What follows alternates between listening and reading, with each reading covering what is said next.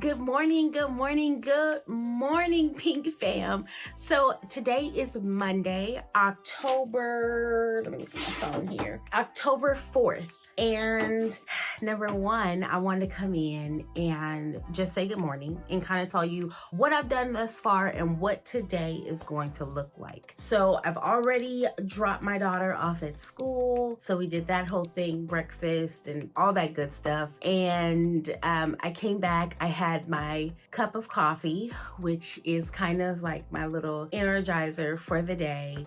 Played around with the dog for a little while, and now I am upstairs. And because it's a Monday, typically I start off my Mondays with emails because I want to answer everything from over the weekend, which, can we just talk about this? Because I think that this is something that maybe perhaps, and for those of you that are in the stage of actually running and working in your business, I want to speak to just what my first time this weekend, just completely unplugging, shutting down, and really taking a break. And I think that this conversation is something that I'm not going to bore you with it for too long, but I want to speak to the importance of taking time to step away from your business. It's okay to take a day off. And I think because I shared in the last video that I've kind of ventured into this new realm of transfers, and I think in the beginning, there was so much going on, so many changes I was trying to make instantaneously while also working in my business, right? I was also trying to make some additional changes to like processes and things of that nature. And I truly have not had a real break, which is part of the reason why I took a step back from YouTube for a minute.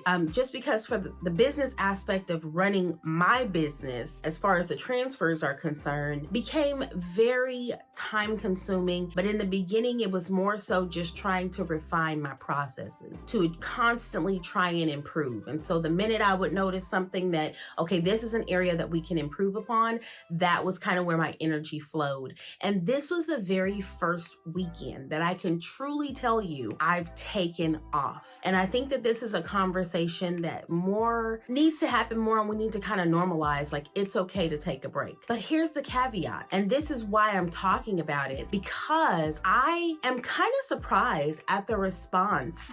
Like, as I was just kind of like looking over my emails this morning, as small business owners, I think we have to give each other the grace that we ask of our own customers. So what does that mean? So for instance, I received a message on a Sunday, a phone call that then turned into what did it go after that? It was a phone call that turned into a text that then turned into, now this was all over the span of a Sunday.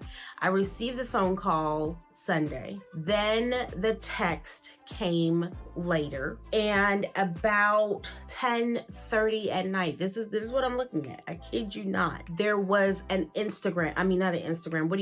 Facebook message, all asking the exact same question. And while I could have answered it, I realized that I have to start setting hard boundaries. When I say I am closed for the weekend, that's what it's going to have to be. If I were any other business that closed on the weekend, you would have to wait until Monday. If I was closed on a Sunday, you'd have to wait until my next business day open. And so it felt really good, honestly, just to take a step back and say, yes, you're growing. Yes, there are things that you could be getting ahead of on the weekends. However, spending time, I've talked about this, time with my family to me is very important. But I recognize the fact that because I am pursuing, this entrepreneurial journey, this pursuit of working for myself, because I'm on this road to understanding, yes, I have to provide for my family.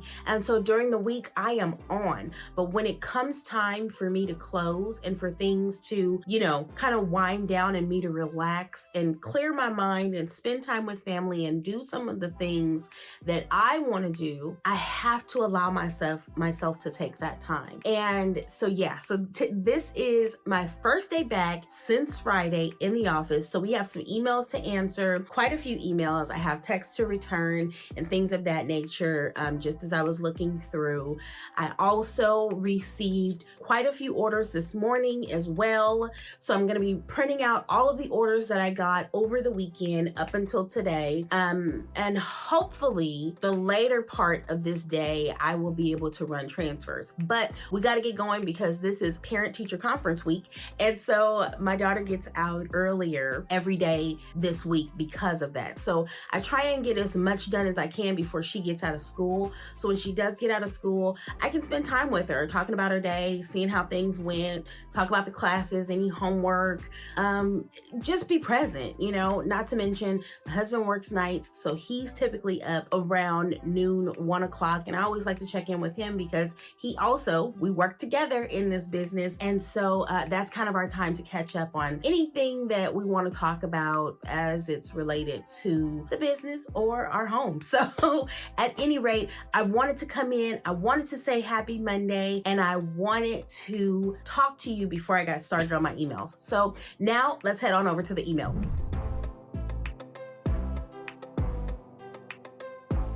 Okay, so I wanted to come in and share, oh my God, look at my bun. Like, what is going on? So I wanted to come in really quickly because I'm going through my emails and I just kind of realized that I've actually reduced the amount of time that it truly takes me to get through my emails. So one of the things that I've been working on kind of behind the scenes is trying to get together templates that we can use. And I'm not really sure how we're going to streamline it, in the future because of future changes we plan on making. But as of right now, my husband and I both have separate emails, both, at Pink's Teas and things, but we have our own separate emails. And so what I've created templates that we both can use, whether it's a inquiry about account access, if it's an inquiry about artwork that we may have, if someone is interested in transfers and wants a little bit more information about what is a direct to film transfer. I have just I realized that I was spending a lot of time emailing and I needed help with that. And initially I thought that it would mean hiring on maybe a virtual assistant to help with that. But some of this requires you to be here and working in it and know a little bit more about the business. And so that's when we made the decision that we needed to create templates. Why am I creating those templates? Well, because I know down the line, we do plan on making some changes in the business and it'd be a lot easier if there were templates that were accessible to whoever. So I wanted to come in because I just realized I was kind of zooming through these emails and I was like, wow, this is compared to when we first started this, it's like night and day. So that's a little small tip. And before you ask, we're going to talk about this later in this video. So just keep watching, enjoy. I'll probably have a little music playing in the background, but I'm almost finished with my emails. I also set aside time for me to do some other things. So we'll talk about that when I get to that. But at any rate, go ahead, enjoy, and then we'll get to the next clip.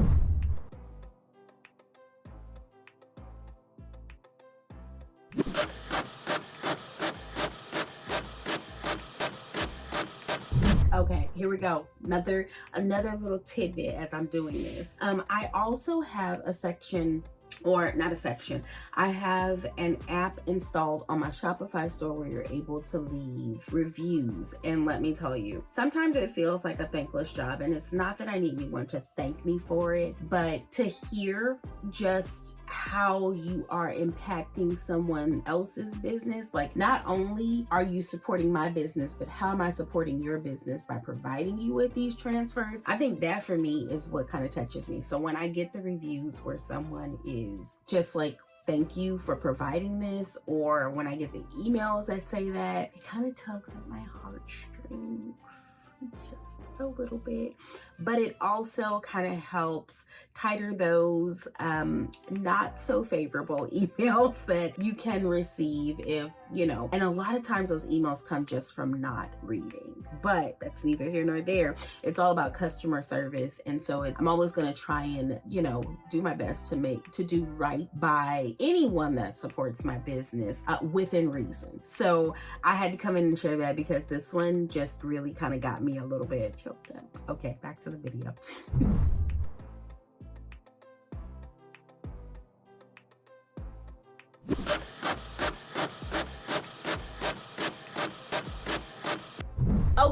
So we're back, and it's been several hours later, several emails, orders, you name it, later. But I wanted to come in and close it out. So overall, it can be a pretty busy day.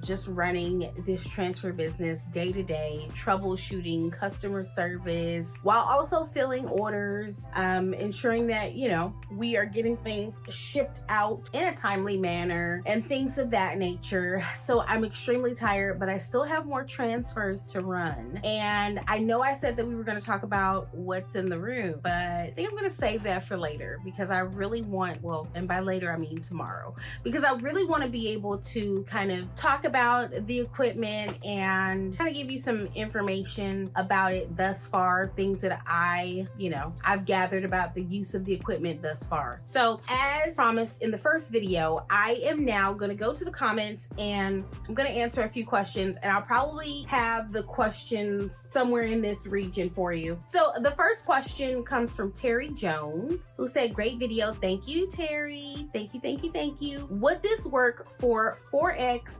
5XL shirts?" And my answer to you is yes, it will work for a 4 or 5X shirt.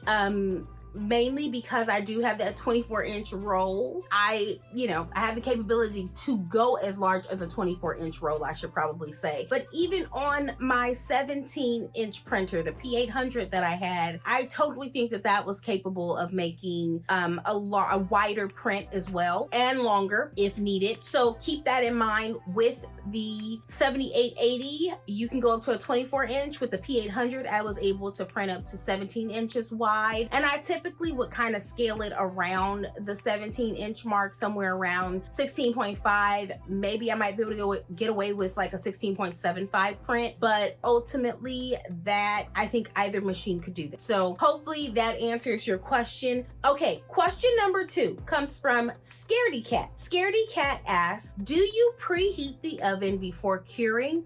And is the heat from the top only?" So I have several responses to that second question. But for the first part, do you preheat the oven? Absolutely, I surely do. So I preheat the oven because you want to make sure that it's at the temperature that works best for you before you even place a transfer inside. I purchased this additional thermometer that I could use inside of my oven because what I was noticing was that although I was dialing my oven to, the respective temperature, it wasn't actually curing my transfers at first. And I was like, it was kind of spotty. Some would cure, some would not. This is when I first got my first DTF printer. And I was like, that's odd. So I knew that I had to account for variability between what temperature I set it to and what the oven actually reached. And so to help me with that, I purchased a thermometer that I could actually leave on the inside of my oven. And that is the temperature that I typically read. Now, the second part of your question, but yes, I do preheat. The second part of your question is the heat from the top only. So yes, there is a heating element at the top. However, with the convection oven that I have, there's actually kind of like the actual convection part is like it's almost like I want to call it a fan. Let's just say a fan.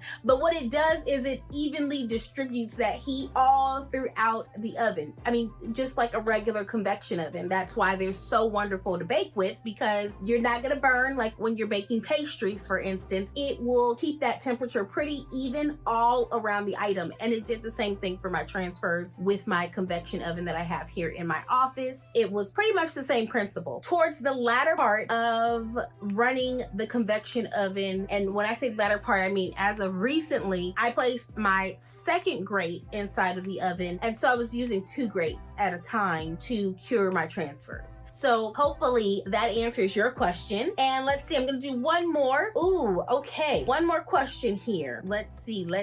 Okay, that wasn't a question. Just kidding. Let's see here. So can the print, this is from Kayla Martin. Kayla Martin asks, can the print go on wood or canvas or anything? Also, do you know if you can use the RIP program on an Apple Mac? So to answer the first part of your question, I do believe that it does have the capability of being applied to wood.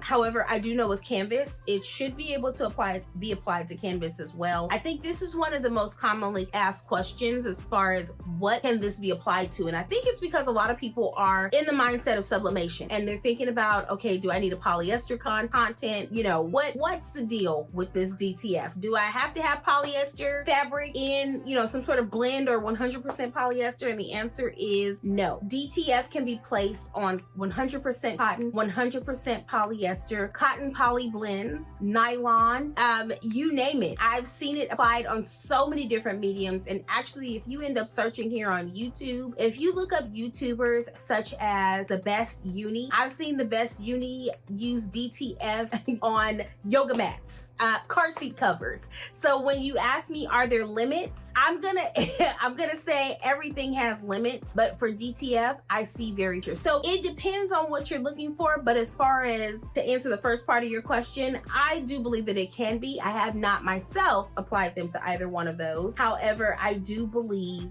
that it can be. So I'll leave that part there. And canvas, I'm actually gonna be trying some canvas because typically I make canvas bags for Girl Scout cookie season. So I'll be trying that out then. But more than likely, it won't be a problem, honestly. Also, second part of the question, do you know if you can use the RIP program on an Apple Mac? Now that I don't know because I am a PC HP user over here, Windows. So I don't actually know if the RIP software is compatible with Apple. AcroRip 9, I don't think that it is compatible with Mac, and so I'm not sure if that is the same with AcroRip 10. I would have to do some research and get back to you on that portion of your question. But honestly, with any of the softwares, if you Google them, look up those softwares, they will actually tell you what kind of system requirements are needed in order to run the software. However, I'm gonna look it up now for myself because I think this is like the second or third time I've had someone ask about Mac, and each time I've said, I'm not really sure. So then instead of saying that, I'm gonna say, I'll get back to you in the next video. At any rate, guys, thank you so much for hanging out with me today. I'm exhausted, but I still have some more transfers to run. So we're gonna get those done for the night. I'm giving myself another hour in the office and then I'm calling it a night. Lights out. And I'll see you guys tomorrow. Bye, Pink Fam.